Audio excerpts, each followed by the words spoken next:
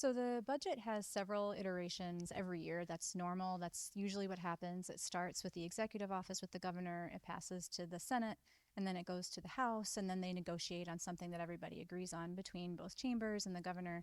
This year, what's happened, though, is that the executive office and the Senate proposed a budget, and the House proposed a budget that is $6 billion less than the budget that had been proposed by the Senate, which is just a huge gap between chambers.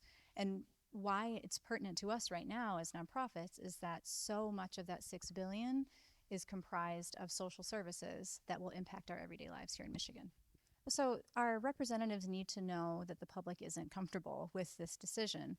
So much of the framing of these cuts has been in the name of waste, fraud, and abuse, as if this $6 billion actually represents something nefarious or funds that aren't essential, when in actuality, these funds are critical to the survival of Michiganders. And so if the general public were to make their voices heard and contact their representatives across the state, especially in the House, especially Republicans, and make sure that they're clear that these funds are not waste, fraud, and abuse, but rather are life-saving services. If everyone were to express themselves and share their opinions and their voices with our representatives, we would see a different outcome. Whenever we see budget cuts, we see impact on our community's most vulnerable.